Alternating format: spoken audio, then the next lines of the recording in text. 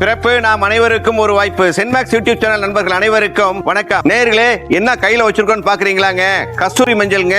விவசாயிகள் இருந்துங்க நம்ம நேரடியா கொள்முதல் பண்றோங்க.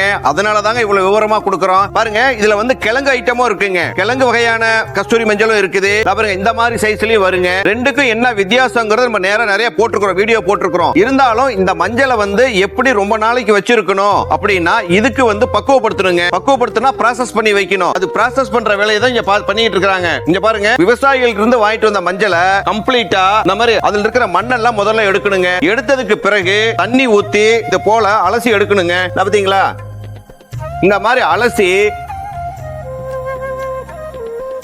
மாதிரி அலசி எடுத்துடணுங்க. எடுத்ததுக்கு பிறகு பாருங்க, நல்லா இந்த மாதிரி ஒரு பாத்திரத்துல போட்டு தண்ணி நல்லா கொதிக்க வைக்கணுங்க. தண்ணி நல்லா கொதிக்க வச்சு பாத்தீங்களாங்க, இது போல ப்ராசஸ் பண்ணணுங்க. பாத்தீங்களா, இது போல ப்ராசஸ் பண்ணி அதுக்கு பிறகு நல்லா வெயில்ல காய வைக்கணுங்க.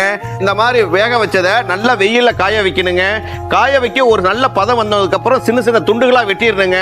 வெட்டினதுக்கு பிறகு நம்ம நல்லா வெயில்ல காய வச்சுட்டோம் அப்படின்னா ரொம்ப நாளைக்கு வச்சிருக்கலாங்க.